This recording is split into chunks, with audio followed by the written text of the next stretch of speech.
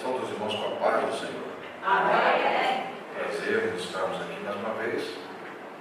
Vimos ali de pertinho, nos Estados Unidos, para estar aqui com os irmãos. E isso para nós é uma alegria. Todos estão alegres? Amém. Felizes com Jesus? Amém. Então isso é bom. Isso é para começar o ano, se já vai começar o ano bem. Feliz com Jesus, porque Jesus é a razão da nossa alegria, nosso prazer. E nós vamos estudar a primeira lição. Estou igual a vocês, peguei a revista agora. Será que vai sair alguma coisa? Vamos ver, só Deus para ter misericórdia de nós. Gostei de Espinhote que faz isso aí, bota a gente assim, sem treinamento, sem... Tem que confiar na misericórdia divina, não é verdade?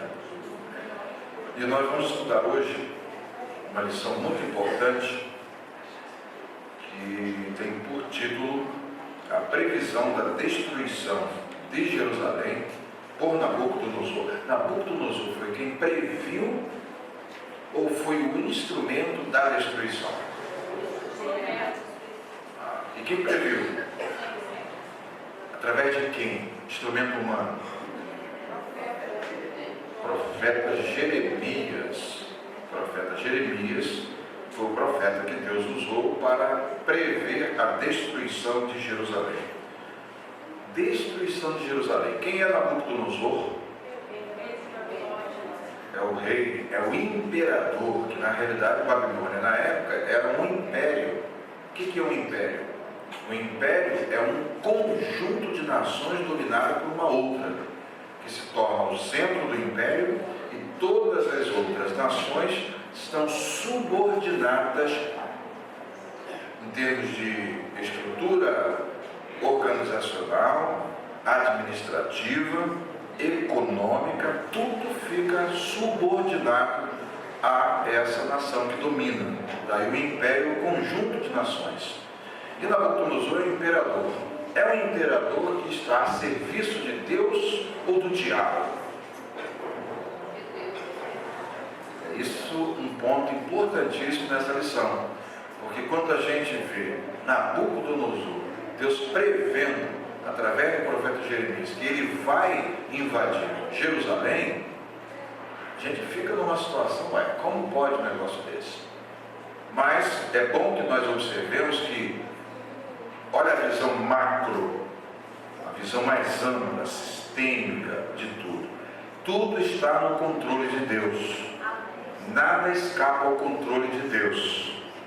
E estando tudo no controle de Deus, essa lição para nós tem dois aspectos reveladores. Primeiro, que Nabucodonosor não se estabelece no poder autonomamente para fazer o que ele entende. Essa é a primeira lição que a gente desdobra em seguida. E outro aspecto importante é que nem o povo de Deus, quando quebra a aliança, quando quebra o pacto com Deus, fica impune. Nabucodonosor é um instrumento para punir as nações que quebraram a aliança com Deus. Já o paganismo é uma quebra da aliança desde a sua base, a sua gênese. O pagão é pagão. Mas quando o povo de Deus se torna pagão, sofre a mesma pena e a mesma sentença do pagão. Dá para vocês terem uma ideia? Então essa lição revela dois aspectos importantes. O primeiro deles é que Deus está no controle. E o segundo é que Deus pode usar instrumentos que não são do seu povo, até para punir o seu povo. Isso é o extremo do juízo. É o caso da nossa lição de hoje. Quais são os dois pontos importantes então que a gente desdobra, que dizem respeito a mim e a você? Deus estando no controle de todas as coisas, isso para nós é tão importante que a gente não perde em hipótese alguma que a história está nas mãos de Deus, que Deus está exercendo soberanamente o domínio sobre tudo, sobre os aspectos macroeconômicos mundiais e sobre a minha e a sua vida individual. Deus está no controle. Será que você pode entender isso? Deus está no controle? Ter confiança absoluta nisso? Vou fazer uma aplicação. Quem manda nos Estados Unidos? Todo mundo já veio um nome na cabeça de todo mundo aí. Obama, né? A menina até era Obama. Obama não manda nada. Quem manda nos Estados Unidos é o Senhor Deus Todo-Poderoso. Todas as nações do mundo são de Deus. Todos os reinos são colocados no mundo para governar por Deus. E Deus põe, Deus tira. Deus está no controle. Deus abate impérios e Deus levanta impérios. Abate aqueles que se soberbecem e Deus também trata com aqueles que perdem de vista essa soberania. Vimos recentemente, para vocês terem uma compreensão, estão me acompanhando? Amém. Eu sei que eu estava lá em parte de vocês estão juntos, mas todo mundo me acompanhando. Um exemplo disso, nós vimos recentemente, foi a questão da Assíria. A Assíria veio antes do Império Babilônico e exerceu uma hegemonia, um domínio, que a gente poderia dizer universal para a época. Praticamente estava tudo dominado pela Síria.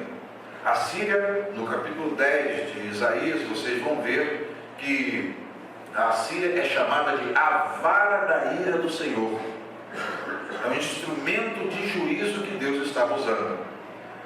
Mas quando há prevaricação, o que quer dizer prevaricação?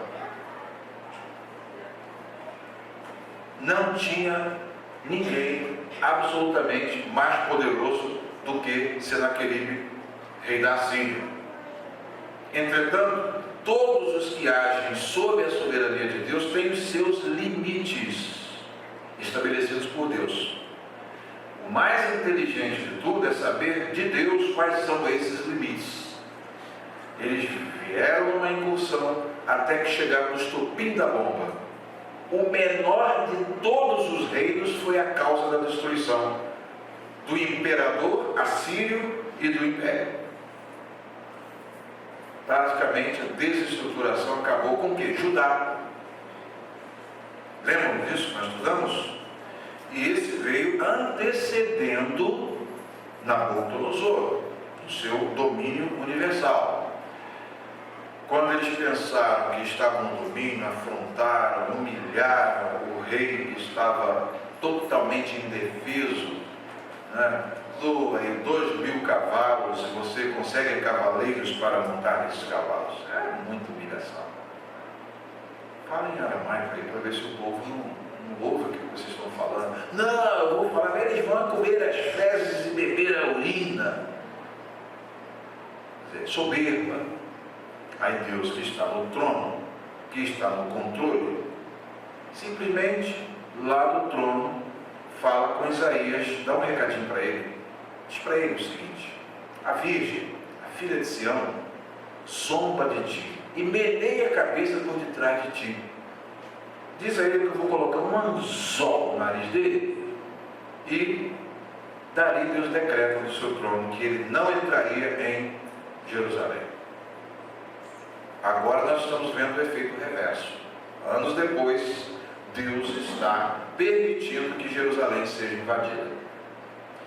Aquele rei caiu porque não respeitou os limites que Deus tinha imposto e pensou que ele era o tal.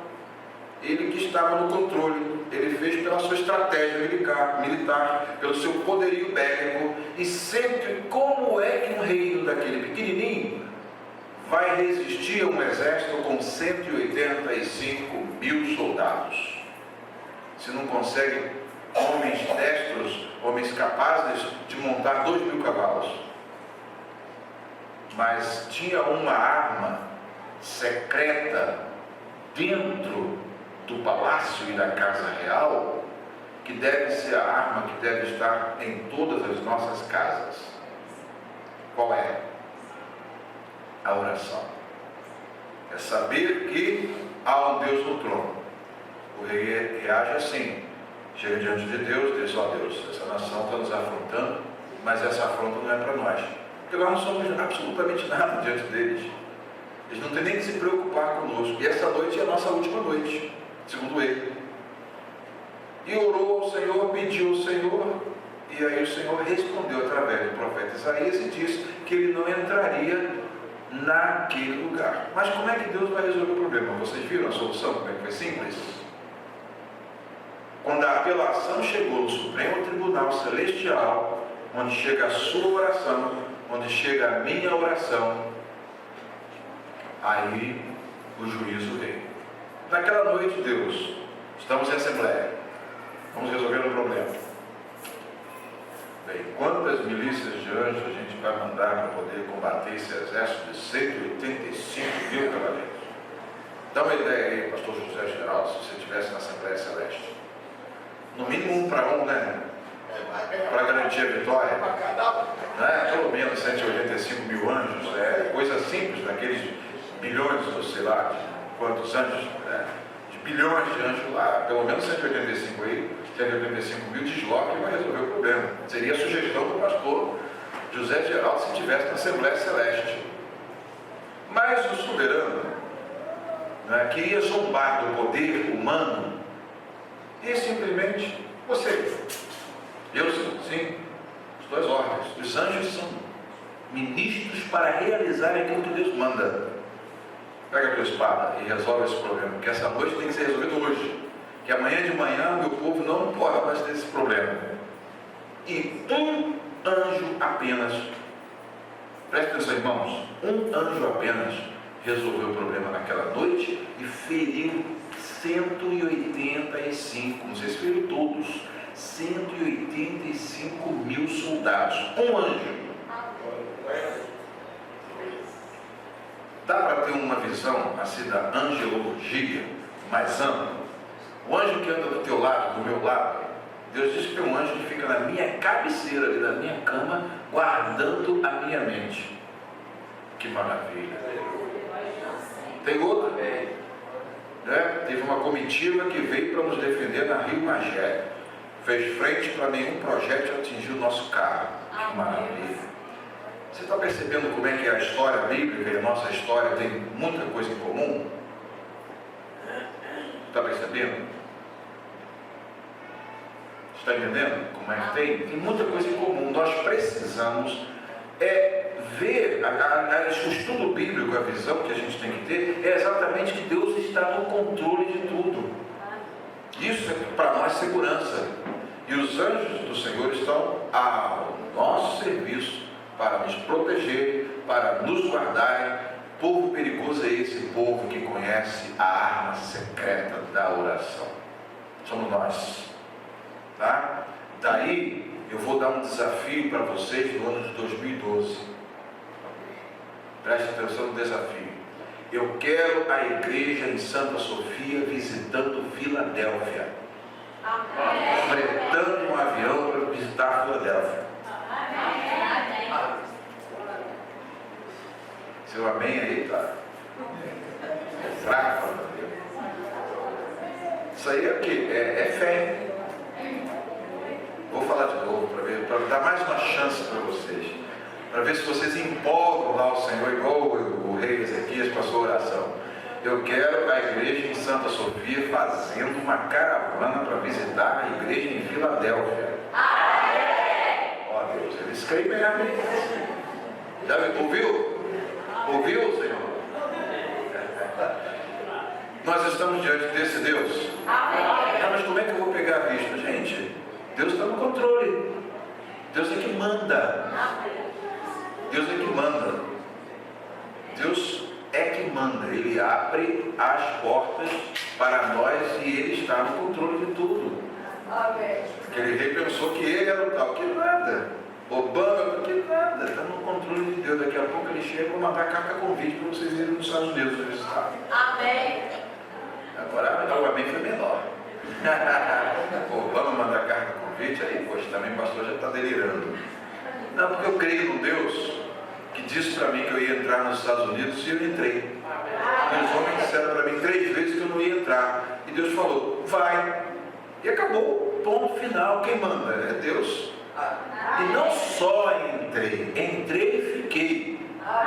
E não só fiquei, sou residente permanente e recebi lá, do governo americano as boas-vindas para ser residente permanente nos Estados Unidos. Você quer exemplo de fé? Não, é exemplo de poder de Deus. Você não precisa crer muito, não. É só você acreditar que Deus está no controle de tudo. O Senhor faz assim como o teu ungido está falando. Pronto, acabou. Essa é a sua oração. Não é, meu querido? Tem que ser assim. Que Deus faz essas brincadeiras com a gente. Não é? Faz essas brincadeiras com a gente. Ele gosta de brincar. Deus adora brincar com a gente. Sabe como é que nós somos? Brinca com a Sara.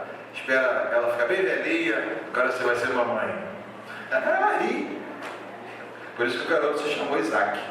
Né? Porque ela riu. Riu da notícia, pastor José Geraldo. Riu.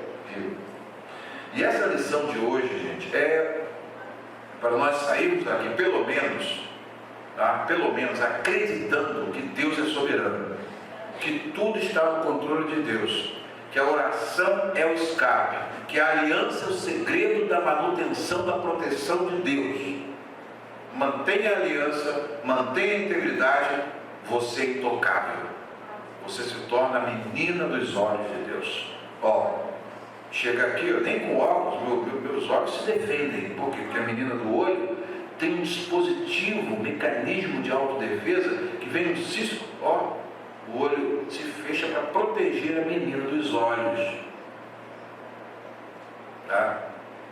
É exatamente isso que acontece. Então nós vemos aqui agora o outro lado da moeda, quando o povo de Deus está exposto, vulnerável, e tem que aceitar isso.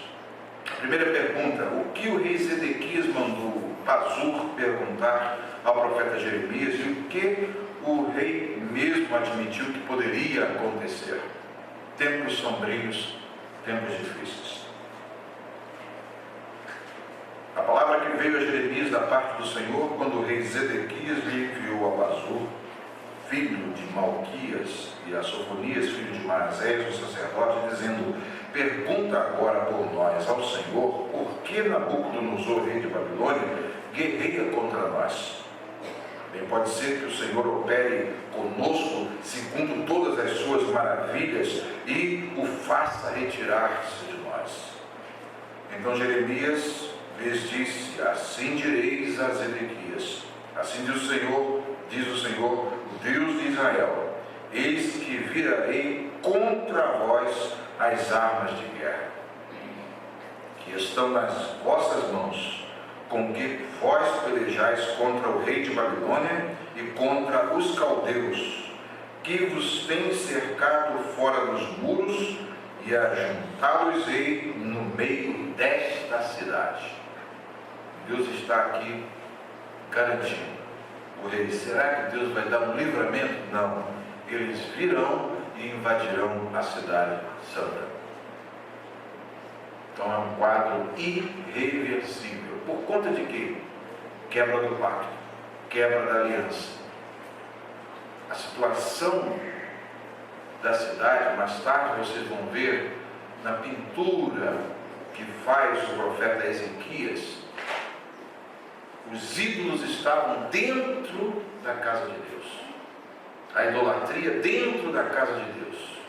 O culto pagão dentro da casa de Deus. Vem o juízo de Deus para punir isso. Ezequiel vê a glória de Deus se afastar de Jerusalém, saindo do Santo dos Santos, passando pelo lugar santo, depois passando pelo templo, pelo átrio, subindo ao monte e sendo recolhido no seu devido lugar. Quando isso acontece, é exatamente quando se dá a invasão de Jerusalém.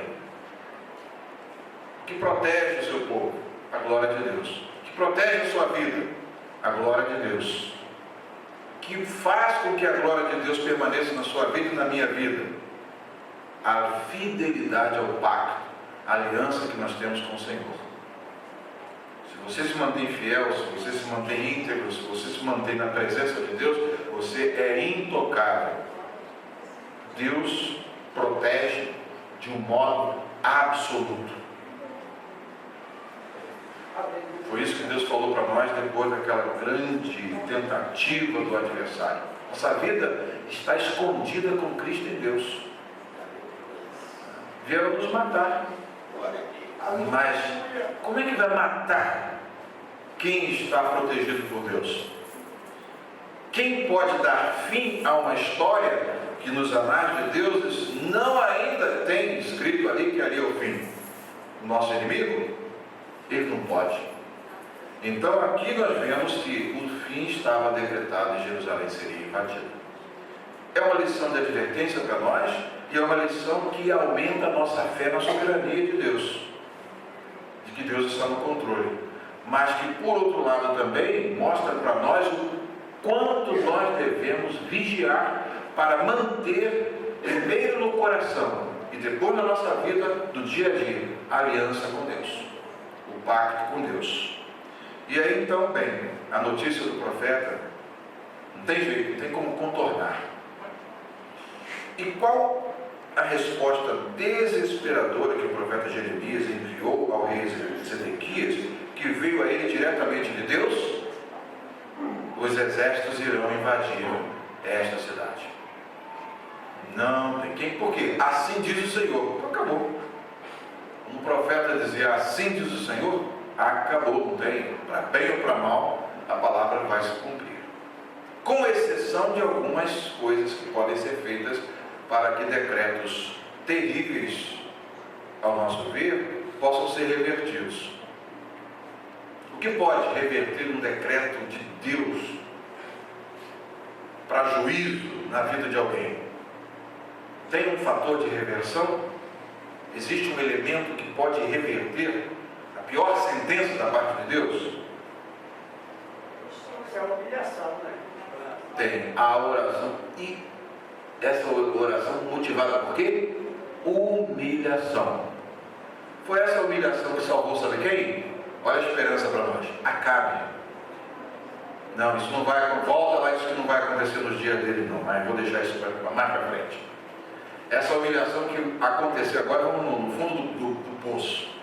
Manassés, pior dos reis que a gente pode ver. Depois de Acabe, ele foi o pior dos reis. E o que o Manassés fez? Lá no seu cativeiro, na sua prisão, na situação que ele estava, orou a Deus, lembrou, tem um Deus no céu, orar, quem sabe, né? E orou a Deus na sua aflição e Deus o tirou daquela situação e o restituiu ao seu lugar. E a sentença para ele foi realmente péssima. Humilhação. Um coração quebrantado e contrito, tu não rejeitarás, ó Deus. Sintetiza o salmista. Glória a Deus. Tá? Tinha saída para Jerusalém? Tinha. Tá? Mas quanto tempo Deus esperou? O reino do norte já tinha caído há muitos anos. 722. Em 586, aproximadamente, né? Quanto tempo depois Deus aguardou para poder cair o reino do sul? E era projeto de Deus que o seu povo caísse ou não? Qual era a condição que o povo de Israel tinha que cumprir para manter a hegemonia e dominar sobre todas as nações, sendo um modelo para essas nações? Qual a condição que eles tinham que satisfazer? Adorar só a Deus. É o primeiro mandamento. Eles se paganizaram. Quem na aliança vira pagão, recebe a sentença do pagão. E ainda mais grave, porque o pagão, quando age como pagão, sabe o que é pagão, sabe? Quem foi católico aí entende melhor ainda, né? O que é pagão, né? Quando o pagão age como pagão, ele recebe a sentença como pagão e às vezes Deus dá até um alívio. Espera 400 e poucos anos para entrar em juízo, como aconteceu lá no Egito, né? 400 e poucos anos. Agora, quando o povo da aliança se comporta como pagão, vive como pagão, tendo tudo ensinado na aliança, qual é a gravidade desse comportamento e qual o juízo que está para vir sobre isso? Um pagão é pagão e age como pagão. Agora, o povo da aliança viver como pagão, aí se torna muito mais sério, muito mais grave. Percebe a diferença? Tá? Então, é exatamente o que acontece. Deus está aguardando. E quais as palavras que o Senhor mandou Jeremias dizer ao rei sobre o que o rei Nabucodonosor faria e ao seu povo? E depois, versículo 7, capítulo 21, do livro do profeta Jeremias. Uma pausa. Por que nós estamos estudando, na sequência dos livros históricos, um livro profético? Vocês não estranharam isso, não? Pula de segundo livro das crônicas, segundo livro dos reis, para Jeremias. Cabe uma pergunta aí, não cabe? Eu, se fosse, estou sentado aí, eu já ia perguntar: pastor, como é que a gente deu esse salto assim, passou por cima de Esdras, Neemias, Esther, passou por cima de Salmos, Provérbios, Cânticos dos Cânticos? Como é que a gente dá esse voo assim de repente no tempo e... Por quê? Está rindo? Por quê? Porque há uma sobreposição aqui de tempos e a gente precisa, como eu falei com o pastor, entender que o profeta estava com o pé fincado no tempo. Jeremias é um profeta que está vivendo. Lá na frente são compiladas as profecias de Jeremias, mas que ele profetiza na época em que está acontecendo a história narrada no segundo livro das crônicas, primeiro livro das crônicas, ali do segundo livro das crônicas. Ele vive nesse tempo. Ele é um dos profetas que precede o cativeiro babilônico. Tem profetas que estarão profetizando dentro do exílio babilônico. Outros profetas serão pós-exílio babilônico. Então aí você vai dividir esses profetas em termos de linha, de cronologia, de tempo, de linha do tempo, em profetas que estão antes, antecedendo ao exílio, o exílio que dura 70 anos, profetas que vão profetizar dentro do exílio. Exemplo,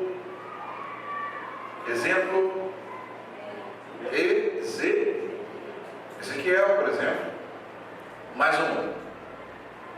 Dani. Você vê que Ezequiel, Deus está no negócio. Daniel, Deus. El quer dizer Deus. Todos os nomes deles estão vinculados em termos de semântica, de sentido, a Deus. Esses são profetas que estão viverão dentro do cativeiro. E profetas que serão usados por Deus após o retorno a Jerusalém, profetas pós-exílio. São exemplo de dois pelo menos. Ageu, Zacarias, são profetas que vão profetizar. Então, esses profetas, dentro da linha do tempo, você situando, tem como entender por que nós estamos estudando a história por uma perspectiva profética. Quando você estuda os profetas, você estuda a história por uma perspectiva profética. Ou seja, aqui nós vemos uma interação entre história e Deus dando a significação e o curso da história através de um profeta. Estão percebendo? Guardem essa diretriz para vocês depois estudarem Isaías e os outros profetas que vocês vão estudar e saber em que época da história cada um deles viveu. É por isso que o pastor Manuel deu esse salto. Não é à toa que ele tem que ficar só com isso, né? Ir lá na frente, depois fazer a cronologia, sincronizar dois eventos, um que está lá no livro histórico e outro que está no livro profético. Não é brincadeira não, né? Tem que estar com a mente mesmo, né? Você já talvez já está aí voando aí, né? Então isso é importante, por isso que nós estamos estudando a história dentro dessa perspectiva do livro do profeta Jeremias. Nós não pulamos nada, nós estamos numa linha de tempo, só que essa linha de tempo está sendo vista por duas perspectivas. Uma, a do cronista, né? Outra, a perspectiva profética. Tá? Como nós estudamos recentemente o livro do profeta Isaías, narrando um evento lá da época da Síria, que foi o tempo em que o profeta Isaías viveu. Tá? Só que Isaías é mais fantástico, viu? Vou deixar o pastor Elias Pinotti, ele vai dar toda a dica para vocês. Pode ficar tranquilo. Que Isaías é um livro extraordinário que vocês vão ver. Né? Jeremias também é um livro extraordinário que vocês vão ver quando estudarmos Jeremias, dos aspectos proféticos do livro do profeta Jeremias. Vocês vão ver que Jeremias tem ligação com o passado, o presente dele e o futuro. Principalmente quando fala de Babilônia, é a base para você entender Apocalipse 17. Toda a estrutura imagística de Apocalipse 17, por exemplo, está centrada em Isaías, Jeremias, por exemplo, 50, quando fala sobre a queda de Babilônia. Você vai ver que toda a fraseologia está toda serve como moldura para eventos lá da frente. Então, para entender a Bíblia, o negócio não é fácil não, né? Não é brincadeira não. Então nós estamos, é por isso que a gente... Cabia a pergunta ou não? Não é importante. Por que nós paramos, de repente demos um pulo, né, pastor? Lá do livro das crônicas e pulamos lá na frente, daqui a pouco a gente vai voltar lá atrás em Esdras, Neemias, Esther, Daniel, e aí então vocês vão ficar, agora não, agora vocês estão tendo uma visão cronológica, de modo que vocês vão poder sincronizar. O que é sincronizar? É colocar eventos que se sobrepõem. Jeremias é um profeta pré-exílio, vive antes do exílio, profetiza para aquele povo que está quase sendo levado para o exílio babilônico. Aí você vai fazer uma sincronia com o que está acontecendo lá atrás na história. Tá? Zedequias é um rei do tempo do qual viveu Jeremias. Pronto, colocou o profeta com o pé fincado no seu tempo histórico, aí os eventos começam a ser descritos com mais clareza. Problema? Sim? O que quer dizer Babilônia? Babilônia? Babilônia, o nome? Quer dizer Babilônia. Babilônia é o nome de um rei. Babilônia tem a ver com Babel. Babel, lembra da Torre de Babel? Lembra da Torre de Babel? O local conhecido como Babilônia é exatamente em decorrência daquele evento histórico lá de Gênesis. Daí vem o nome Babilônia. É o nome de uma terra, era o nome de um país e era o nome de uma cidade. Muitas pessoas falam desde agora que é Babilônia. É na acepção lá de trás, lá da frente de Apocalipse. Por isso que eu falei que em Jeremias 50 mais à frente, vocês vão entender o que lá na frente é dito como Babilônia. Tá? Babilônia passa a ser, lá no livro, o sentido de confusão, mistura de uma série de outros elementos que vão compor esse paganismo que hoje se chama Igreja Católica, por exemplo. Mas a Babilônia, de um modo geral, quando vocês chegarem lá no livro de Apocalipse, tem a ver com a fusão geral de todo um sistema religioso, político, econômico que vai se estabelecer no mundo no tempo do fim. Daí a cidade de Babilônia, como era um aglomerado de muitas nações, serve para rotular o que no futuro será o conglomerado confuso das nações do mundo. E qual será a ética, a economia, a religiosidade desse conglomerado de nações do tempo do fim? É chamado de Babilônia pelo fato de terem os mesmos princípios que foram e imperaram desse império pagão chamado de Babilônia. Serve como uma moldura para mais tarde ser chamado. E o catolicismo, na acepção, quando ele é chamado de Babilônia, é no sentido de que verdadeiro que Eu digo confusão. confusão, idolatria, toda a ética de Babilônia, paganismo misturado com, entendeu? com Politeísmo. Né? politeísmo, tudo isso aí está vinculado com esse sistema que se chama cristão. Não é cristão, isso é uma confusão. Né? Acho que não quer ser pagão. Quer ser pagão. Ser pagão é não ter uma concepção correta do verdadeiro Deus. E por conseguinte, se entregar a uma visão diferente daquela que a Bíblia pinta do verdadeiro Deus. Daí ser pagão é obviamente ser politeísta, acreditar em muitos deuses, ou acreditar como a presidente da nação, eu creio numa deusa mulher, né? E assim sucessivamente. Isso aí é paganismo. Tá? É ser pagão. Ser pagão é não pertencer ao povo da aliança, no sentido de não ter essa concepção do Deus verdadeiro e único. Há um só Deus e um só mediador entre Deus e os homens, Jesus Cristo, homem. Então nós podemos nos enquadrar como monoteísta. Monoteísta, porque cremos num único Deus que subsiste em 3 pessoas. Não vamos entrar nisso, senão é outra discussão. Expliquei claramente para uma jovem que está fazendo um curso de matemática. Eu mostrei para ela alguns traços da minha dissertação de mestrado, falando exatamente sobre a questão de Deus ser um e ser 3. Deus falou que eu entendo isso. Claro, eu sou matemático. E ele me revelou como é que é o negócio. Né? Só que nós explicamos para ela, e ela entendeu claramente, gente, eu nunca tinha pensado nisso. Claro que você não pensou. Claro, isso aí é explosivo.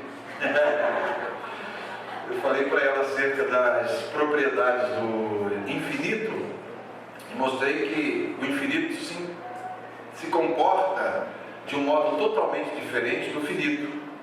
O problema das controvérsias trinitarianas, nós vamos fazer uma digressão aqui, daquelas controvérsias lá, que o pessoal, não, se vocês creem que são 3, não são 3 deuses, é um Deus subsistente de 3 pessoas. Mas o conceito de pessoa, o que é? Deu uma discussão que durou, acabou num concílio para ver se definiu. E a definição ficou, na realidade, sancionada pela fé. Que explicação eles não tinham. Depois de 1800, no século XIX, há uma explicação matemática, e aí aquela menina que já viu essa matéria numa palestra na faculdade que ela está fazendo, aí eu expliquei para ela, mas olha só, eu nunca tinha pensado nisso. Então, o infinito tem propriedades completamente diferentes. Você pode ter um infinito que se concentra em pequena parte. E aí ilustrei para ela com alguns exemplos da teoria dos números transfinitos e tal. Ela, pastor, daí você entende por que Deus se tornou homem e não deixou de ser Deus? Agora entendo, porque você é matemática. Tá? Aí eu vou falar isso na igreja lá, e depois o pastor vai ter que botar uma ambulância para levar todo mundo pro Pinel. Porque até o criador da teoria foi o Pinel. Eu tenho um anjo para guardar, ele não tinha, se deu mal. O criador da teoria dos números transfinitos, Georg Cantor, acabou no hospício. E eu falei com a minha professora, quando escrevi minha monografia em matemática, eu disse para ela, será que ele não teve um vislumbrezinho assim do ser de Deus, deu câimbra mental? Aí ela, excelente a sua monografia, saiu fora, não queria nem discutir o assunto. Senão ia para o Pinel também. Sabe o que é Pinel, não sabe? Estou de doido. Então muda de assunto e vamos para aqui, para a história, que a história está muito boa, deixa esse negócio para uma outra. Sobre isso nós falaremos depois. Aí o senhor falou, Ungido, tu entende, né, que somos um, somos 3. Sim, senhor, eu entendo. Aí o senhor falou, explica para eles, você não tem misericórdia do teu povo. Quero ver todo mundo são, mente sã em corpo sã, mente sã em corpo sã, mente sã em corpo sã. Todo mundo tem anjo para poder guardar a mente, não dá cãibra mental. Essa expressão a gente aprendeu, cãibra mental. Já sabe o que é cãibra mental? Já viu o que é cãibra? Hein? Já teve cãibra? Agora você imagina cãibra mental, o que acontece? Hoje Vai então. Fazer igual os mineiros, isso aí como é que é o nome daquele remédio que eles dizem lá? Para calmante? Não é diazepam, não, é o mais forte. Hein? Isso aí é Gardernal, isso é Gardernal purinho. 500 miligramas. Mas vamos lá aqui a história. Isso é só para descontrair.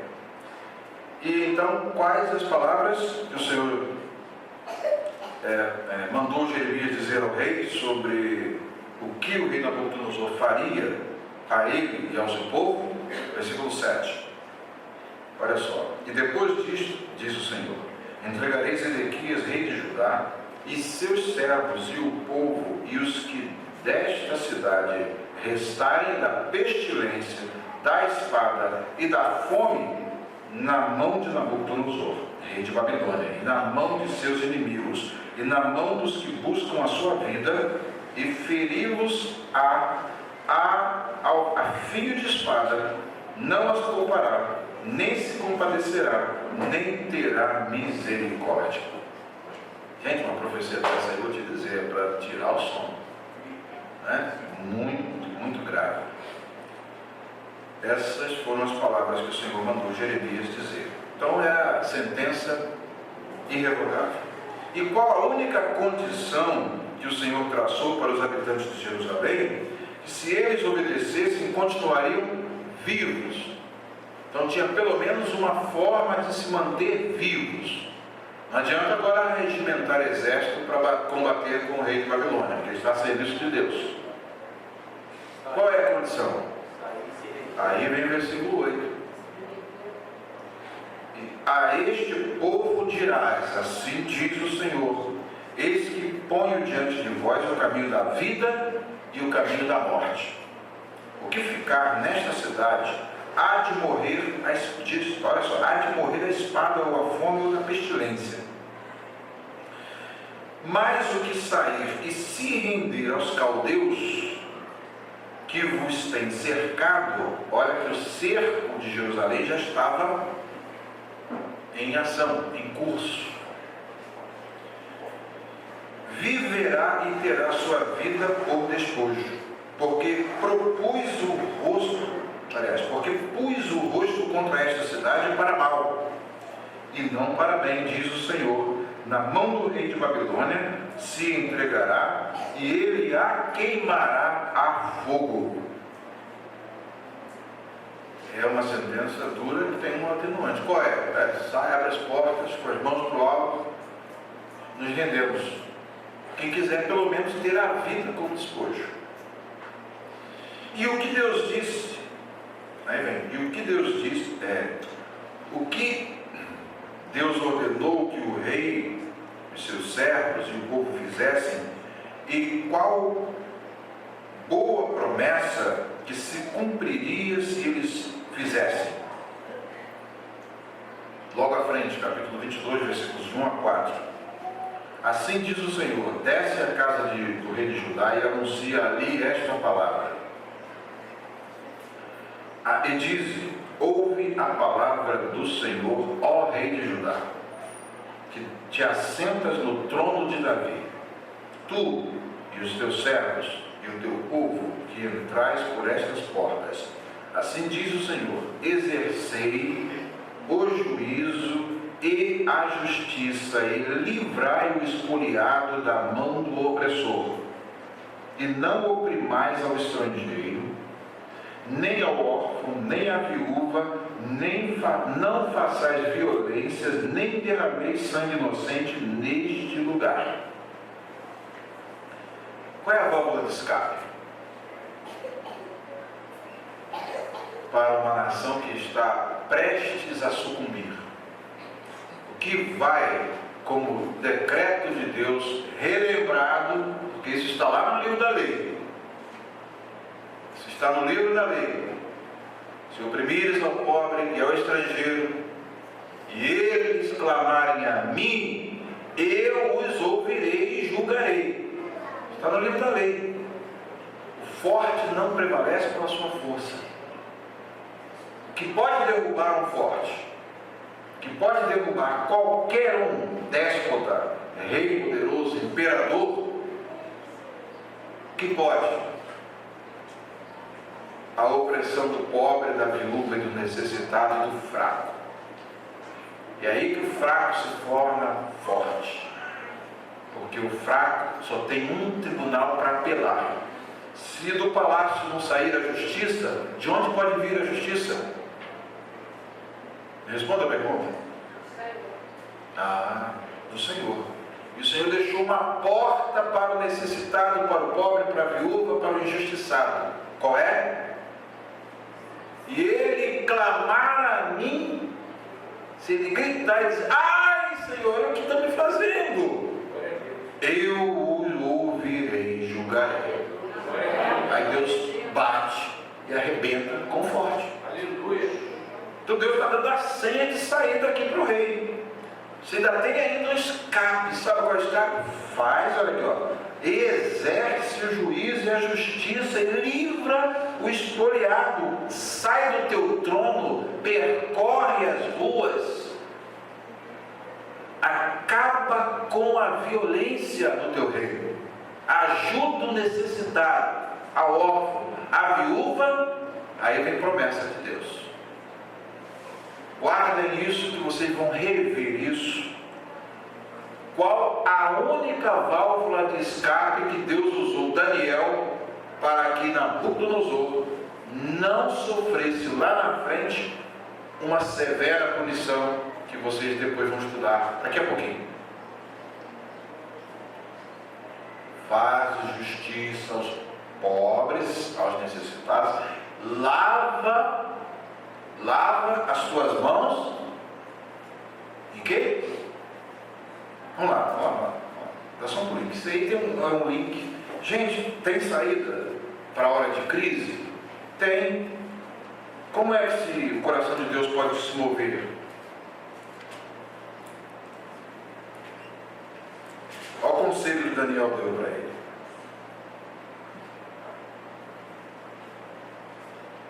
Capítulo de número... Depois você vai estudar isso com calma. No capítulo de número 4 de Daniel, diz assim, versículo 27. Logo após que ele faz toda a descrição, interpreta para o rei, diz que ele é poderoso, que é uma árvore, que Deus mostra ele como uma árvore, que as aves do céu se aninham dele. E aí ele diz: portanto, ó rei, dizem que se conselho fosse bom, se vendia, né? Não se dava. Conselho é uma coisa tão importante. Olha só, tem uma tragédia iminente para acontecer com aquele eminente rei. Gostaram aí da paronomásia? Eminente e iminente? Portanto, ó rei, aceita o meu conselho, desfaz os teus pecados pela ou em. Qual é a preposição aí? Por a. Então, através da. Desfaz os teus pecados pela justiça e as tuas iniquidades, usando de misericórdia para com os pobres, e talvez se prolongue a tua tranquilidade. Ou seja, Deus vai anular esse decreto. Olha a senha. O que está aqui no coração dessa senha? Como se desfaz o pecado aqui, soberano Nabucodonosor, Zedequias, através de quê? O que diz aqui? Como é que ele podia desfazer os pecados dele? Pela justiça. Se até agora você foi injusto, para agora e começa a exercer justiça. Se até agora você foi um iníquo, sabe como é que você reverte isso? Usa de misericórdia para com os pobres. Aí eu abro um parênteses. Porque eles estão clamando a mim e eu julgarei. Isso é lei, gente.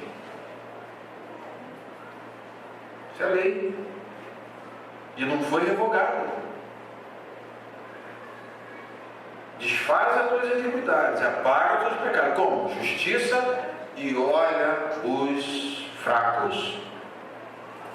Aqui, os expoliados. O que é expoliado?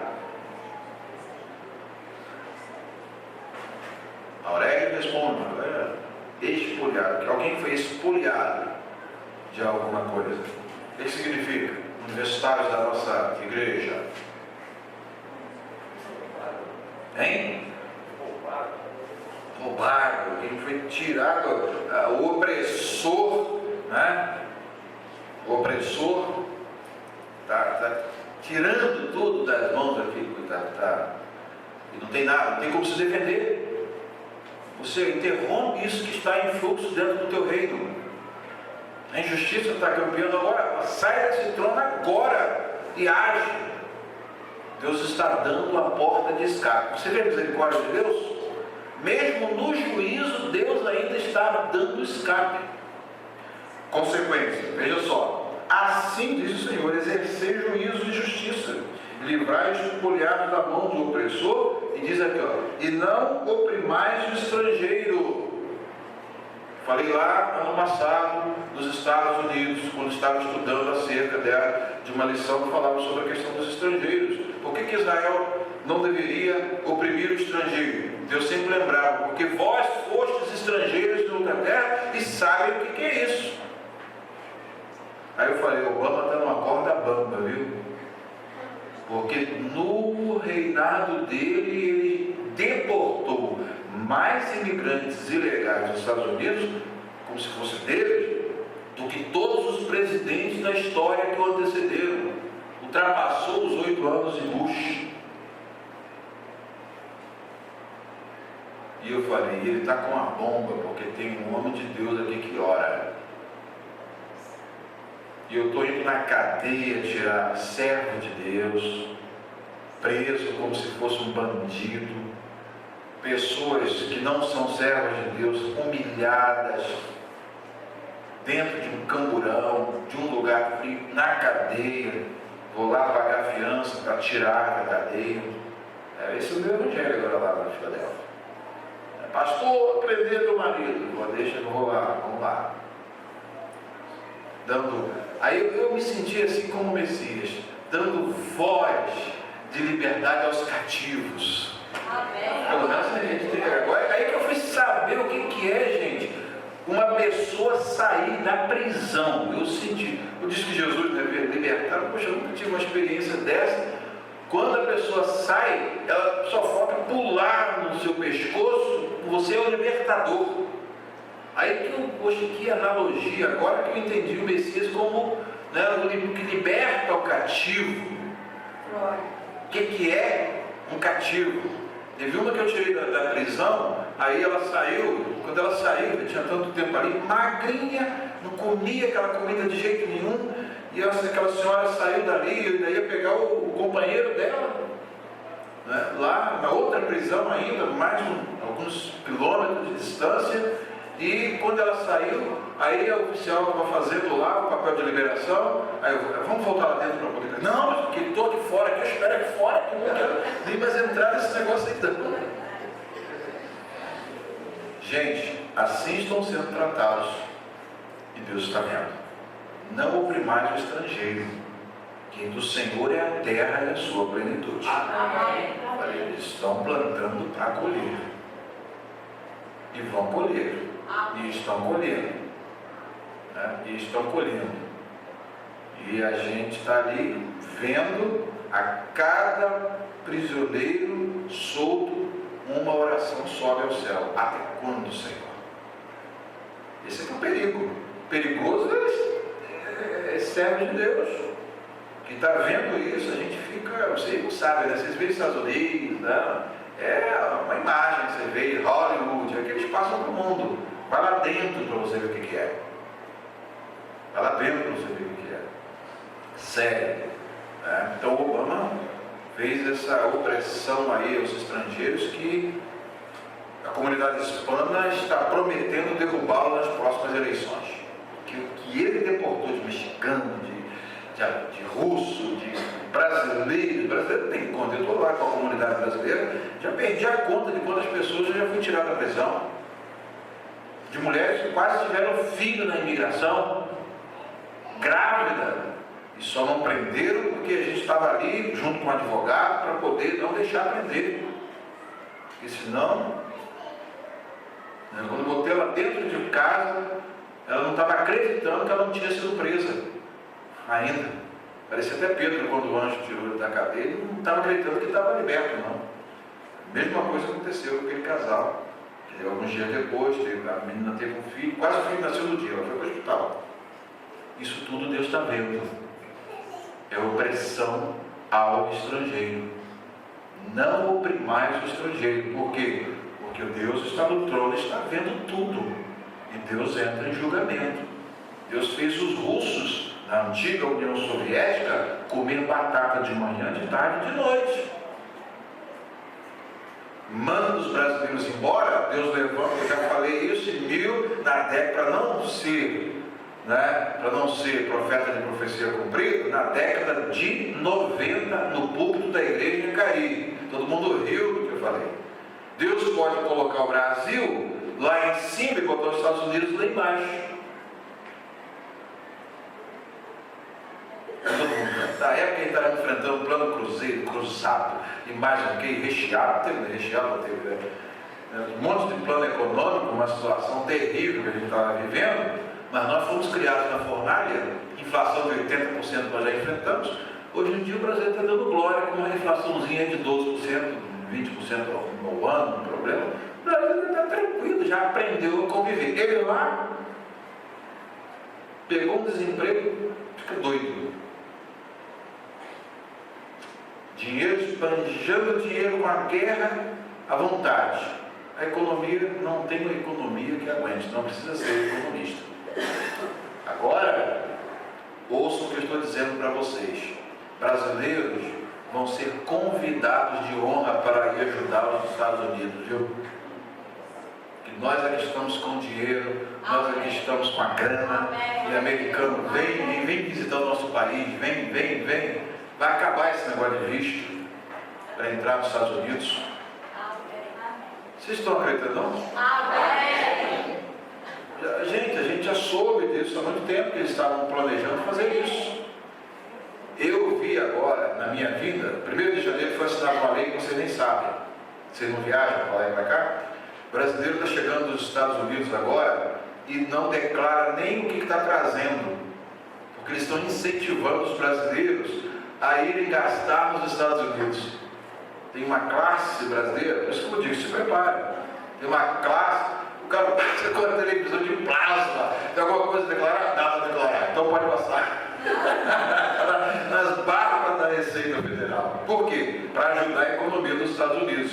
E aumentou tanto o lucro e o vulto do turismo, do brasileiro principalmente, que eles fizeram plantão ontem nos consulados, na embaixada em Brasília, para poder conceder visto, para dizer, vai, compra lá, pelo amor de Deus, vai, tá assim. Vocês sabiam disso? É isso aí que aconteceu.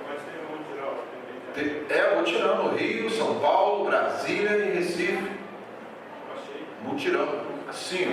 Tirando todo mundo da fila, porque agora é a época das férias dos brasileiros, né? Então, bora, vem pegar visto, vem. E estão divulgando em todos os meios de comunicação, o pessoal aí mesmo no consulado. Você agenda lá, era 3, 4 meses, agora eles querem fazer. Você agendou hoje para amanhã, você já poder ir lá, pegar o visto e ir embora viajar. É Deus trabalhando por nós.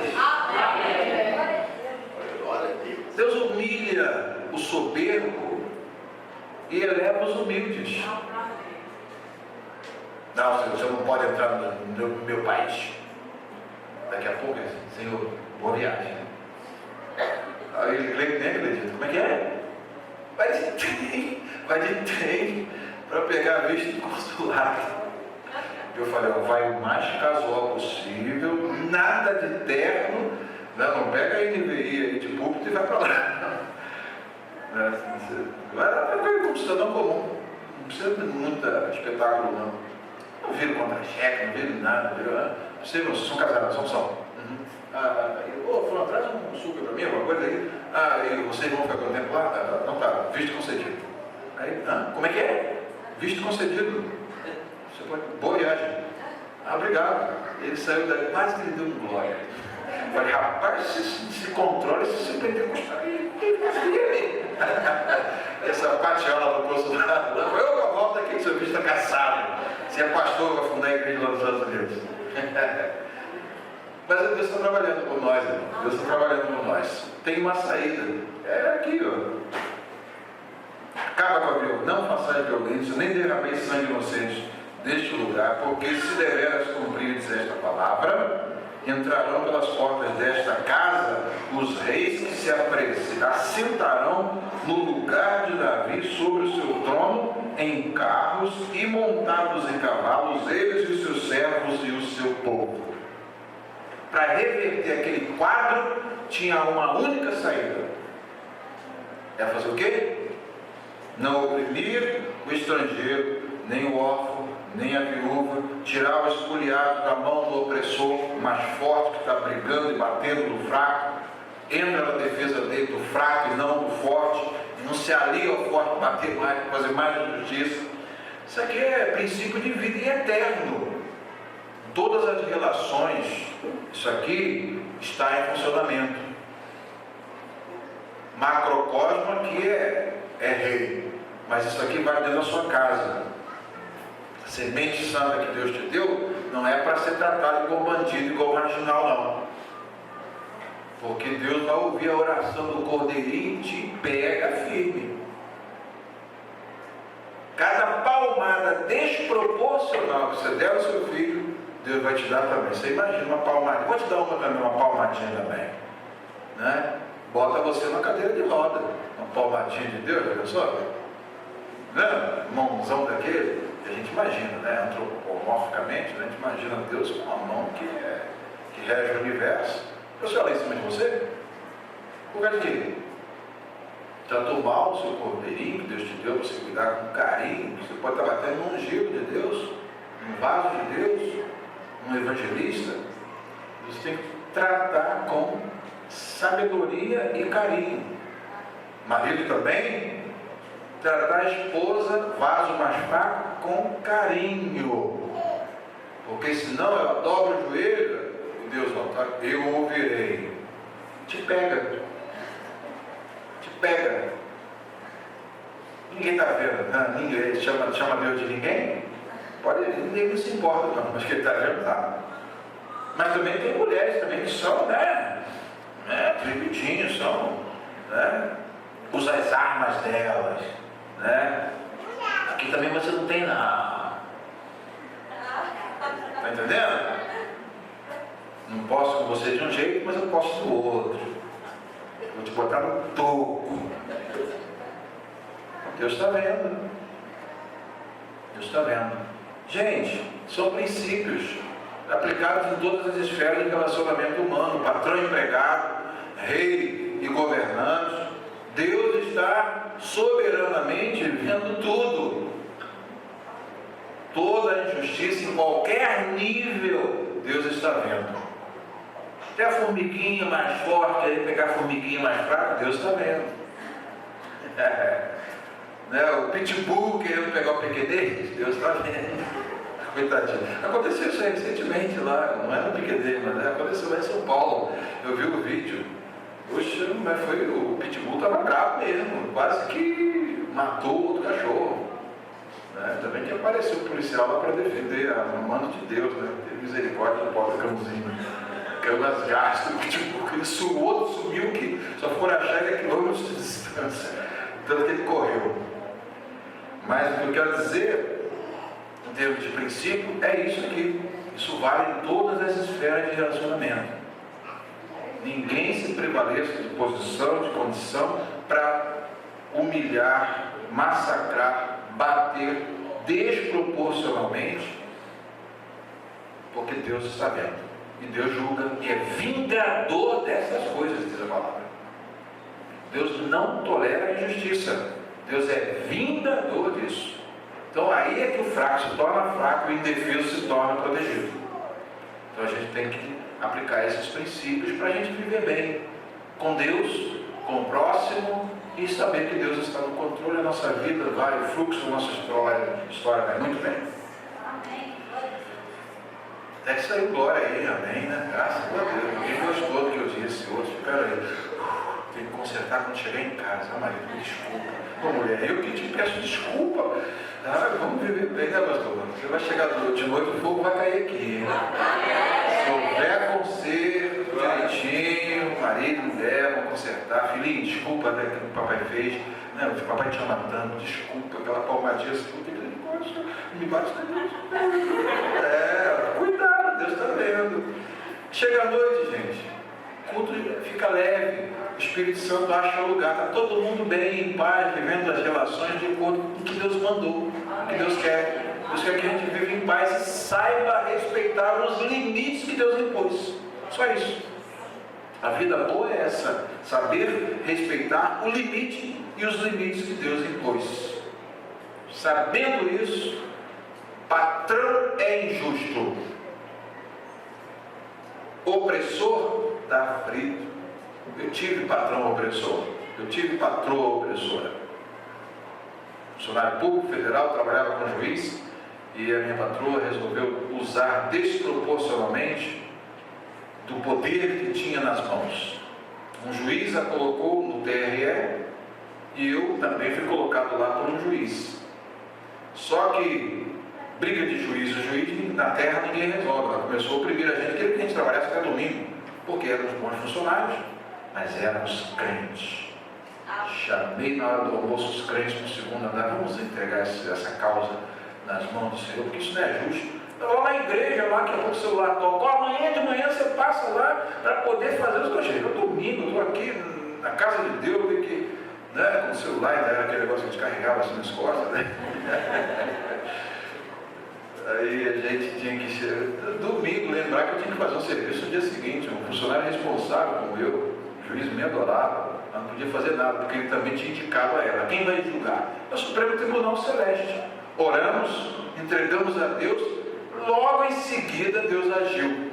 O desembargador foi comunicado acerca dela, não foi por mim nem por ninguém, Deus que arrumou um jeito de chegar, e o desembargador falou para o juiz da nossa jurisdição, da nossa sessão, lá da nossa sessão, do procedimento dela, e mandou um recadinho para o juiz que havia nomeado aquela senhora: retorne a fulana para o seu órgão de origem, sem nunca mais ter o direito de voltar ao TRE. E assim ela voltou para o seu órgão de origem. E nós recebemos como presente uma serva de Deus para ser a chefe lá da sessão. Gente, o problema é esse, a oração é perigosíssima. O opressor não vinga não. Descobriu a arma? Descobriu o segredo? Aí o juiz que queria fazer alguma coisa para você, mas foi um desembargador. Se eu vou lá e faço queixa para o juiz que a nomeou e me nomeou também, e aí como é que a gente briga? Ele vai ficar do lado dela e não do meu lado. Mas eu fui ao Supremo Tribunal Celestial. Apresentamos a questão de Deus. Até eu sair de lá, por ordem do Senhor, nós tivemos uma serva de Deus que, vou te dizer, foi uma bênção para nós. Mudou a sessão. Justiça imperou e a gente trabalhava com ela. Se ela falasse para a gente trabalhar domingo, a gente trabalhava. Mas não é uma opressão. É no carinho, no amor, na dedicação, no respeito. O poder não impõe nada, gente. Limites não. É o amor que conquista. É o amor que gera trabalho, atitude. É o amor.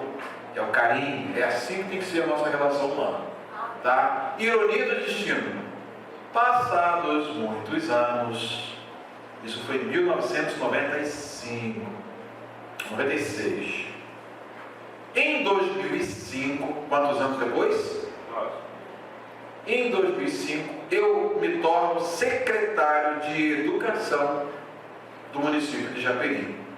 Quem passou a ser minha funcionária, ela que era professora do município de Japeri.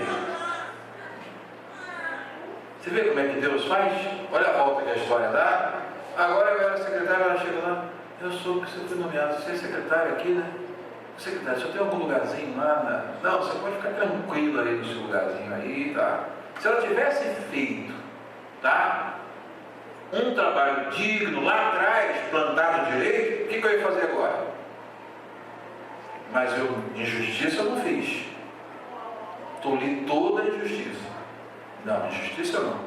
Mas olha, qualquer problema que você tiver, você pode me comunicar que eu estou em sua defesa. Tá? Fica tranquilo, já falei com a diretora, você foi minha chefe e tal, mas pode ficar por aí, deixa eu na minha secretaria sozinho, não. Fica aí. Você vê como é que Deus inverte as coisas? Perceberam bem? É a experiência de vida. Por conta de quê? Isso aqui, ó, faça justiça. Se fizer justiça, vai colher. E o mais duro, eu podia agora estar muito bem se eu tivesse tratado esse aqui. Eu não sabia que ele lá na frente ia ser um secretário e ia ser meu chefe. E se eu fosse um chefe ímpio? Essa mulher me fez. Agora, bota ela para trabalhar naquele colégio que tem que subir a pé e não tem nem direito a pegar ônibus. Ou bondinho, que não tem ainda, né? Ela vai subir. Tinha gente que fazia isso, os prefeitos lá faziam assim, quando castigava alguém, mandava para o colégio que era lá no alto do morro e não tinha como ir nem de carro para poder castigar. Não, fica tranquilo aí, pertinho aí da estação, mas próximo a mim não. Você percebe como é que é a coisa? A história está no controle de Deus, gente. A gente tem que ver isso na sua vida particular, na sua vida de trabalho, na sua vida na igreja, na sua vida no seu lar. É ver que Deus está no controle, que a gente tem que agir com cuidado, porque a gente não sabe. Hoje esse menininho que você às vezes trata mal, vai ser seu pastor. Esse que está na sua barriga, né, que está grávida, ele não sabe estar, né, está gerando ali um pastor, tem que cuidar. Deus está delegando a você o direito de tomar cuidado, de tomar conta de alguém que mais tarde vai ser uma bênção na obra de Deus. E é uma responsabilidade muito grande. Então, com esses princípios aí, eu acho que a gente já ganhou o dia. E o culto vai pegar fogo. O marido vai chegar com 10, esposa, não estou te tratando bem não. Estou para fazer um encontro de casais, hein? Um encontro de casais. Só vamos sentar maiores de 18 anos. Tá? E vamos ter uma conversa para saber o que é ser marido, o que é ser esposa dentro do coração, do projeto de Deus. E lá em Filadélfia, o negócio ficou sério, viu? Sério de bom, gostoso demais. Casais estavam para divorciar. Uma reunião de 2 horas na semana seguinte. Como é que estão as coisas? Pastor, eu estou tendo um marido que eu nunca tive. Graças a Deus pela sua vida. Não são meus ovelhas do meu rebanho, não. Rebanho dos outros. Que o pastor não apacenta. Não apacenta. Não tem dom de apacentar. Eu estou aprendendo ainda. O senhor falou ungido, tu sabes o que é apacentar. E o que tu não sabes, eu vou te ensinar. Eu estou aprendendo. E está sendo bom. Eles estão me procurando para eu poder apacentar as ovelhas deles. Não adianta. Eles bloqueiam. Não vai naquela igreja, não. Não vai lá naquela igreja não, porque aquela igreja é muito séria, o negócio lá, você não vai aguentar não, fala assim para elas. Não adianta a ovelha pular cerca, só ver pasto verde. Teve uns 12 que entraram na nossa igreja, tiveram um culto debaixo da glória de Deus. Amém. Acabou. Meu irmão falou, vem cantar aqui na frente. Cantei. Mas vai lá no trono de Deus, o marido dela sentado lá atrás, com a cabeça baixa, chorando, não aguentava nem olhar a esposa cantando. Estava para divorciar. Se não tem um pastor para agir, para orientar, para entrar em coisas que às vezes não se tem acesso, o diabo faz a festa. Mas uma palavra pastoral foi suficiente para na semana seguinte, ela chegar e dizer, pastor, estou tendo um marido que eu nunca tive nesses 9 anos de casado. E da mesma forma, pastor, essa aí está 100%. Minha esposa que eu sempre sonhei. Pois é, mas eu ensinei aquele brutamonte a ser romântico como Salomão. Você não sabe poesia, não sabe ser romântico, aprenda com Salomão. Salomão, Cantar de Salomão, foi meu texto de pregação lá na igreja, na Assembleia de Deus de Filadélfia, Cantar de Salomão. Poder saber como é que Como é que lida? Você não tem tato, não aprendeu, né? Foi criado igual um tijolo enrolado que cai pelo morro, aí ficou essa coisa informe aí. Você tem que tentar, você lidar com esposa é coisa muito fina, é coisa que você precisa aprender. Você precisa de umas aulinhas. Pelo menos Salomão te dá uma introdução. Eu fecho o curso para te graduar e te diplomar. Pergunta baixinho como é que ela está feliz. O Senhor me deu a ceia. Um dia que ela estiver meio você, fala no ouvido dela, olha a senha, fala no ouvido dela, dá uma palavra para ela. A mulher gosta de ouvir. Né? Deu a senha, pronto, a baixinha está feliz. Né? Tá feliz. E as mulheres daquela igreja, como davam glória. Ai meu Deus, vai mudar tudo. E mudou mesmo, viu? Mudou tanto que agora todo mundo quer vir para a minha igreja. Ih, cara, estou num aperto doido. O pastor lá agora também está doido lá. Ele não sabe o que faz. Eu vou fazer o quê? Só para as ovelhas. Deixa que eu passeio, eu te entrego tudo saladinha. Você não tem pasto, não tem alimento para dar para elas, coitadinho. Vocês viram o culto da nossa igreja e choraram o culto todo. Uma esposa lá, eu passou 14 anos cantando nos Estados Unidos, nunca participei disso aqui. Eu ia cantar na rua, não. Você não está lá, porque eu vou cantar. É isso assim. É isso. Obra é isso, gente.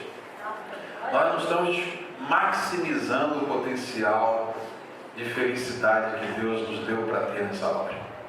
Estão vivendo muito aquém do projeto de Deus. Mas vamos de princípio em princípio, a gente vai chegar lá. Mas eu creio que já dá para melhorar o culto logo mais, viu? Só seguir essas linhas aí, né? Já vai consertar, botar os filhinhos, né? Os filhinhos vão agradecer. Pastor, obrigado, viu? Papai mudou. Pastor, obrigado. Ela falou assim, pastor, obrigado, meu marido mudou. Aí o filhinho vai dizer, papai, pastor, obrigado, viu? Papai mudou, mamãe mudou, já não é mais aquela, agora é aquela. Nossa, obrigado, pastor, você me ajudou muito, viu? Ai, não aguentava mais. Prosseguindo então a nossa história. Vocês me desculpem essas digressões que a gente faz, né? São úteis ou não são? Amém. É o que está dizendo, faz a justiça. E a próxima pergunta é a seguinte: o que Deus disse que aconteceria se o rei e o seu povo não obedecessem aquelas condições? Ao que ele falou e o que muitas nações iriam dizer? 5 a 8. Mas, contrastando, se não derdes ouvidos a estas palavras, por mim mesmo tenho jurado, diz o Senhor, que esta casa se tornará em assolação, porque assim diz o Senhor, acerca da casa do rei de Judá: tu és para mim Gileade e a cabeça do Líbano, mas por certo que farei de ti um deserto e cidades desabitadas, porque prepararei contra ti destruidores, cada um com as suas armas, e cortarão os teus cedros escolhidos e lançá-los-ão no fogo. E muitas nações passarão por esta cidade, e dirá cada um ao seu companheiro: por que procedeu o Senhor assim com esta grande cidade? Por quê? Eles não eram o povo escolhido? Eles não eram a nação eleita? O povo adquirido? O sacerdócio real? Por que o Senhor agiu assim? Os pagãos vão ficar aí, não estou entendendo o que está acontecendo com aquele crente lá não. O pagão vai perguntar, não estou entendendo o que está acontecendo na casa daqueles crentes lá, está uma gritaria lá, uma bagunça lá, parece que é casa de. Parece que é casa de pagão, parece nossa casa. A irmã gritando, o marido gritando, e as crianças. Que isso? O pagão fica todo baratinado. O que aconteceu com Jerusalém? Por que o Senhor agiu assim? Por quê? Por quê? Quebrou a aliança e não ouviu o conselho de saída, o último conselho. Faz justiça, liberta o oprimido, para de oprimir, para com o sangue derramado, cessa as más obras e começa a viver as boas obras. Não fez? Se não fizer, consequência está aqui, expressa de um modo muito claro, embora com uma linguagem metafórica, mas deu para entender a metáfora? Meu filho, vocês são uma floresta, tá? Eu plantei, mas eu mando a serra e mando fogo e queimo tudo. É isso que Deus está dizendo. Eu fiz bonito, mandei recurso, construir o templo, botar o ouro no templo, mas eu também mando demolir tudo. Por quê? A aliança é o segredo para a manutenção das relações com Deus. E quais as más obras que o rei, citado nesse texto, praticava, que por praticar tais obras, ele nunca mais voltaria do cativeiro? Você vê que era uma coisa que estava em curso. Versículos de número 11 a 17. Porque assim diz o Senhor acerca de Salom, filho de Josias, rei de Judá, que reinou no lugar de Josias. Lembram dele? Olha o vínculo com aquela lição que nós estudamos. Josias foi o restaurador, mas os sucessores. Aí Deus está falando. Seu pai, e que saiu deste lugar, nunca ali tornará mais, mas no lugar para onde o levaram cativo, morrerá, e nunca mais verá esta terra. Ai daquele que edifica sua casa com injustiça, e os seus aposentos sem direito, que se serve do serviço do seu próximo, e sem paga. Uma das coisas que eu aprendi com a nação americana, todo trabalhador tem que ser remunerado. Tudo que se faz para o americano ele paga. Pelo menos é cultura lá. Cultura. Tudo que se faz, tudo, qualquer coisa, eles pagam. E são justos nisso. Isso é importante. Aqui, o que está dizendo aqui o rei? Para o rei. Olha só, se serve do serviço do seu próximo sem paga e não lhe dá o salário do seu trabalho. Veja o que Deus está dizendo. Que diz: edificarei para mim uma casa espaçosa e aposentos largos, e lhe abre janelas, e está forrada de cedro e pintada de vermelhão, chamando bem a atenção, minha mansão, meu casarão. Rei, diz: reinarás tu só porque te encerras em cedro? Quer dizer, o palácio é isso? Desce do trono e vai fazer justiça ao povo da rua, paga aqueles que estão trabalhando para você. É o Senhor que está dizendo isso aqui. Isso é princípio que o Senhor está dizendo. E diz: acaso teu pai não comeu e bebeu e não exercitou o juízo e a justiça? Por isso tudo lhe sucedeu bem. Julgou a causa do aflito e do necessitado, então lhe sucedeu bem. Lembra do Salmo 1? Bem-aventurado que não anda segundo o conselho dos ímpios, nem se detém no caminho dos pecadores, nem se assenta na roda dos escarnecedores.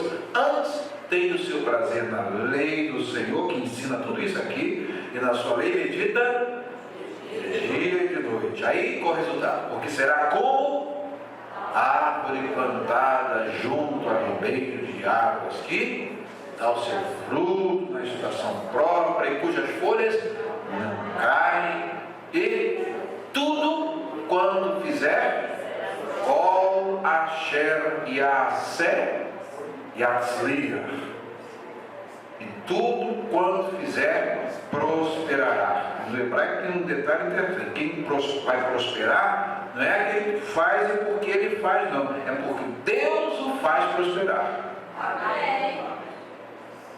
Porque agiu de conformidade com os princípios de Deus. Resultado: bênção, prosperidade. Tá? Isso é um tema para outro assunto específico, pregação do Salmo 1. Anota aí para vocês, não esqueçam. E diz mais aqui: não é só sentado, porque, gente, a responsabilidade é muito grande aqui do rei. E diz: porque Deus está de olho no palácio. Deus estava de olho no palácio. O rei está tranquilo lá dentro do palácio, e como se o reinado, deixou o reinado solto, como se as coisas estivessem tudo bem. Não está. Então Deus está dizendo aqui: você tem que agir como seu pai agiu. Diz mais: por isso tudo de bem lhe sucedeu. Salmo 1, Purim. Também, ao outro lado do Salmo 1, olha só, julgou a causa do aflito e do necessitado. Você observou bem aqui? É o grande, usando o poder para quê? Exercer justiça, direito, em função de quem e a favor de quem? De quem precisa, do necessitado. Não em causa própria. O poder de quem investe, é investido de autoridade, de condição, não é para vir nessa direção apenas, não. Ao contrário, é pastor para ovelha. Gostei da atitude do pastor Elias Minhotti.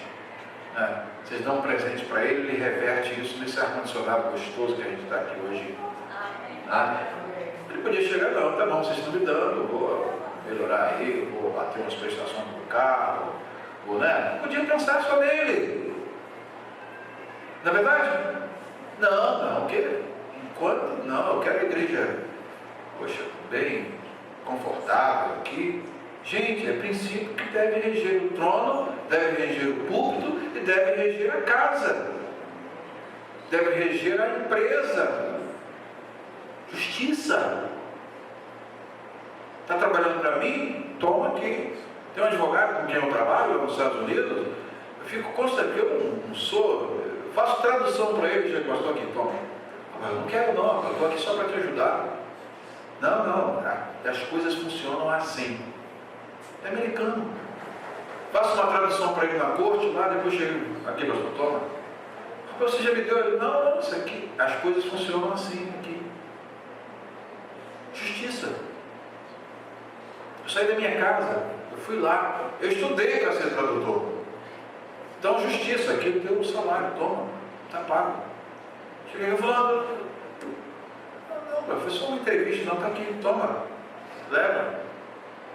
Falou, eu esqueci o negócio, ó, faz um cheque aí, passa para ele. É assim. Pastor, vai visitar quando? Vai viajar quando? Eu vou viajar dia tal. Chega lá na minha casa, pastor, estou trazendo aqui um negócio para você. Lá. Gente, Deus é Deus. Isso a gente tem que aprender. Isso aí a gente tem que aprender. É valorizar o serviço do próximo. Valorizar, saber que ele tem família, que ele tem filho. Amar o próximo como a ti mesmo. Não é bem-estar só para mim. É bem-estar para o meu próximo. Ele tem que estar tão bem como eu. Percebe? Ou, se possível, melhor. Aí você vai ser um João Batista. Importa que ele cresça, que eu diminua. Esse princípio é muito forte. Só João Batista mesmo. Né? Descer nesse nível aí. Mas esse é o segredo. Tá? Princípios. Vê como é que a lição tem princípios? Se a gente aprender, vai dar tudo certo. E a gente vai viver uma outra vida. Não vai viver uma outra vida? Amém. Viver outra vida. Né? Porque a gente fala, eu quero ir aos Estados Unidos. Tem que aprender como é que se vive nos Estados Unidos. Porque muita gente chegou lá, vou viver nos Estados Unidos, aí pensou que ia viver como qualquer um, e pensou que o país é a casa da mãe Joana. Não, o negócio é sério para valer, a nação é séria. As leis lá são sérias. Tá? Você recebe o seu dinheiro, imposto de renda, tem que pagar. E sua negação da drible e tal, não ganhei tanto, mas só vou descontar tanto. Não, lá não tem isso não. É assim. Eu entrei lá, satisfiz as condições, entendi como é que se vive no país, poder entrar no meu green card, meu advogado, foi o mais rápido de toda a história de advogado que eu tenho. 3 anos você já está aqui com toda a família com green card. A imigração pediu imposto de renda, está aqui. Declaração da igreja. Todos os extratos bancários da igreja com toda a movimentação transparente, entrega para a imigração. Eles podem ver o que eu estou fazendo. A igreja comprou um templo. Sim, comprou. Dinheiro, fonte, está aqui. Entrou na conta, entrou. Cheque saiu, está aqui, administrativo. Foi dado a quem vendeu. Você percebe como é que é a coisa? A gente tem que aprender. Tem esse negócio, não, ninguém pode saber o que eu tenho, não. Ali foi dar tudo, entrega tudo para eles, porque a gente está vivendo aqui como americanos. Nem me convidaram para fazer entrevista. Já mandaram brincar pelo correio. Está habilitado a viver permanentemente nos Estados Unidos. Mas não é de qualquer maneira não, gente. Hoje tem pastores lá sendo deportados. Entra lá como turista e pensa que é só assim, trabalhando sem autorização para trabalho. Não, só pode trabalhar com autorização para trabalho. Pode. É legal. Não é legal, não pode.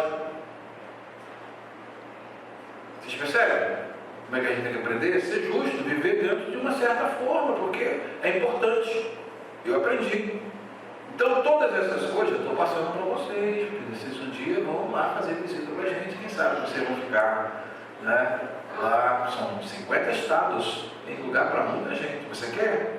Deus te manda, mas vai aprender como é que vive lá. É outro país, é outro mundo, o negócio é sério. Tá? Então é importante. Isso aqui que está sendo ensinado é princípio para a vida e para a morte. É fazer viver, não fazer morrer. Fazer prosperar, não fazer é desgraça. É princípio. Princípios imutáveis, não mudam. Isso aqui é Antigo Testamento, pastor. Se eu for ler o Novo Testamento, você está perdido. Aí você vai ver que o negócio é muito mais sério. É mais sério ainda o Novo Testamento. Isso aqui é só o ensaio que o povo estava fazendo e foram reprovados. Você vê que são alunos ruins, né?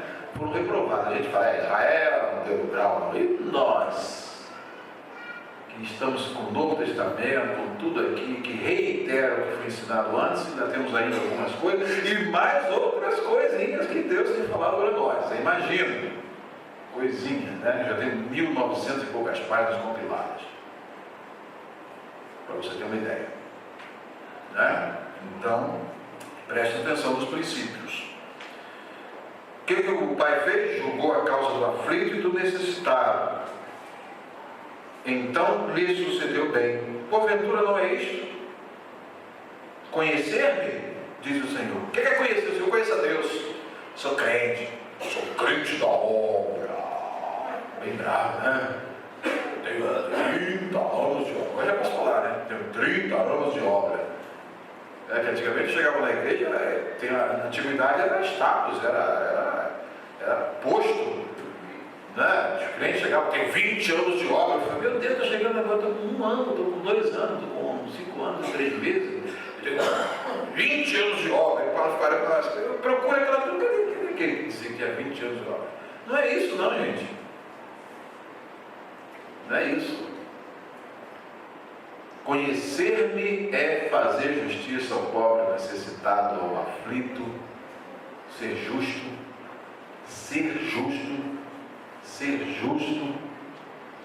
andar direito, no direito, isto é conhecer-me.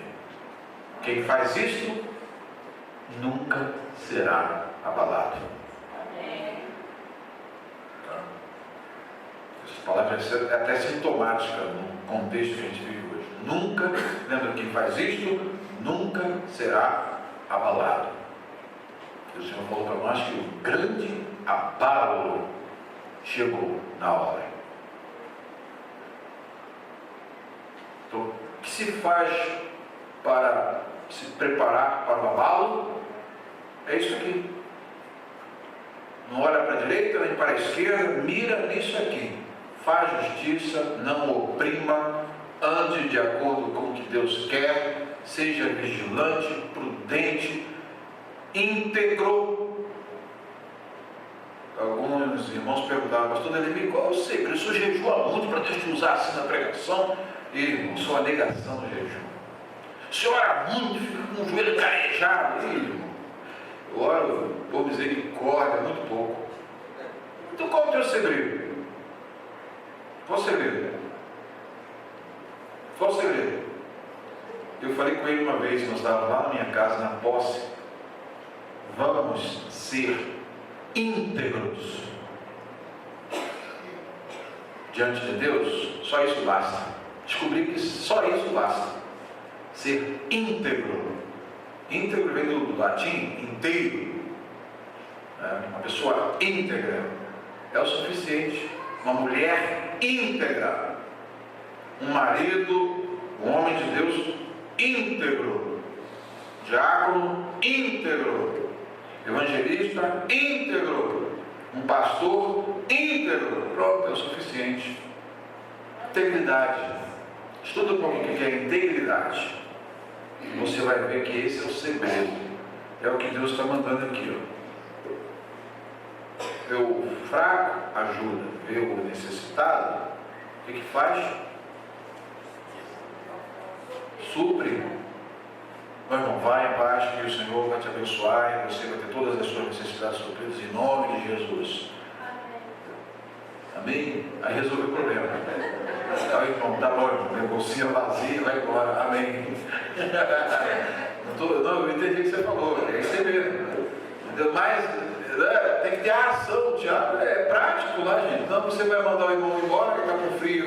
Não, bota, manda o seu terninho, tira lá, de preferência o novo, e dá para ele. Teu sapato novinho, dá para ele. Tua roupa, tua saia, dá para ela. Né? Tua dispensa está cheia, tira metade. Ou vou fazer novas compras, leva tudo, toma. É assim. O necessitado tem que ser tratado assim. Mas ele não merece, não. Ele não merece. Esse fulano aí, o que ele fez, vou te contar, viu? Esse cara aí, eu vou te dizer, ele não merece, não. Gente, pega o fraco, junta um monte de forte em cima dele, carrega no colo.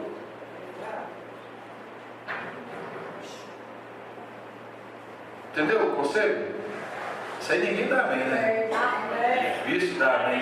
Pastor, para que vamos acabar essa lição, pastor. Vamos parar essa lição. Vou acabar. Melhor acabar com isso? Está ficando. Aumenta o ar aí um pouquinho.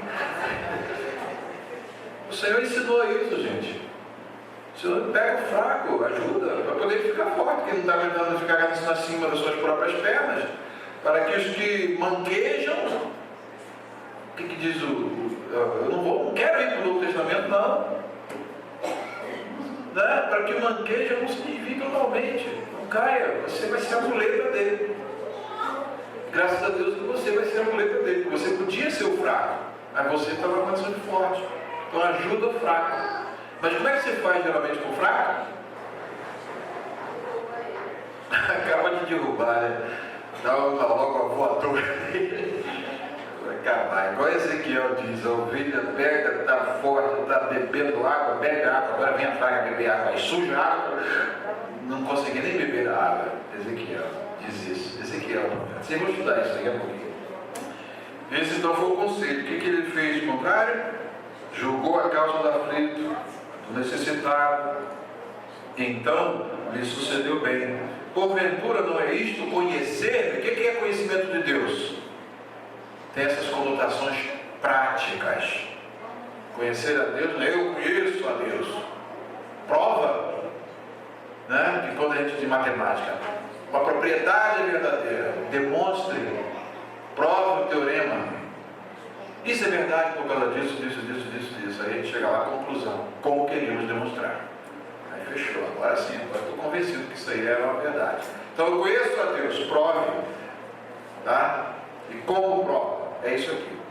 Mas os teus olhos e o teu coração não atentam senão para a tua avareza, para o sangue inocente, a fim de derramá-lo. Quem faz a opressão? O rei. Quem é avarento? O rei. E para a violência, a fim de levar isto a efeito. Não somente consente a violência, mas é praticante ativo da violência. Aí, eu julgarei. Deus vem e julga. Então, o profeta tem essa dura missão. E a última pergunta, graças a Deus, vamos acabar com essa história. Quase meio-dia, vocês já estão chegando aí alguma coisa especial que deve estar saindo aí, porque, né? Então vamos lá. Qual o tratamento honroso? Poxa, eu pensei que eu não ia ter nada para falar nessa lição. Eu peguei a lição assim, sem nada, sem estudar, sem nada. Hein? O que falou? Eu não sabia, tinha estudado nada. Está bem, né? Senão você sair daqui, churrasco esfriar. qual o tratamento honroso que Deus dava ao rei Nabucodonosor? Tratamento honroso, depois de descascar o rei de Israel, agora tratamento honroso para o rei Nabucodonosor? E quantos anos os judeus iriam ficar distantes da sua terra? Jeremias 25, 8 a 13, para encerrar. Isso é um enigma. Portanto, assim diz o Senhor dos Exércitos: visto que não escutastes as minhas palavras, eis que eu enviarei, tomarei a todas as gerações do norte, diz o Senhor, como também a Nabucodonosor, rei de Babilônia, meu servo, e os trarei sobre esta terra. Poxa, a graça comum, hein, pastor Elias? Está muito melhor do que a graça especial. O povo eleito está sendo tratado como o quê? Vocês são injustos, inimigos, derramadores de sangue. Agora, meu servo, Nabucodonosor, por gentileza, entre em cena e faça minha obra. Já pensou? O pagão tendo o privilégio de eleito, de nação eleita sofrendo nas mãos de pagãos. Vem como a história pode ser, né, uma inversão de valores. Diz mais: e mostrarei sobre esta terra e sobre os seus moradores e sobre todas estas nações em redor, e os destruirei totalmente, e pô-los-ei em espanto, em assobio, em perpétuos desertos. E farei perecer entre eles a voz de folguedo, a voz de alegria, e a voz do esposo, e a voz da esposa, todas as classes para quem nós dirigimos aqui essa noite, né, essa manhã, e o som das mós, e a luz do candeeiro. E toda esta terra virá a ser um deserto e um espanto, e estas nações servirão ao rei de Babilônia 70 anos. Não quer me servir?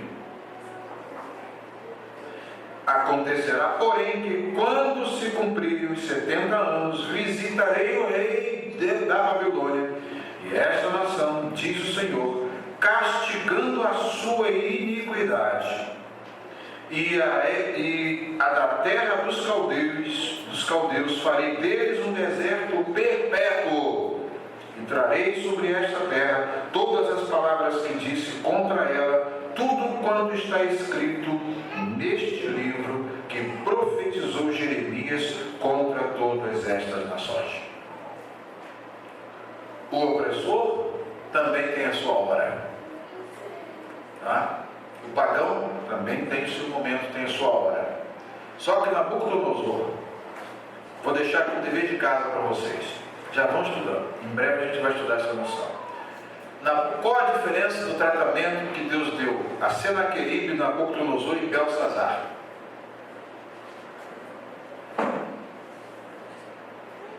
É um quiasmo. Não falei nada, não disse nada. Nabucodonosor está no meio. Senaqueribe teve um tratamento que eu posso dizer o mesmo que Belsazar.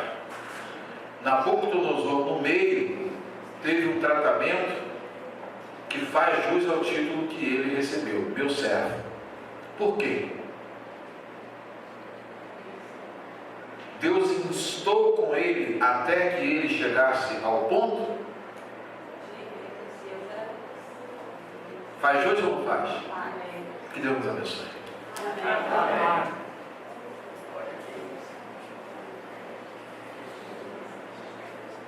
Glória.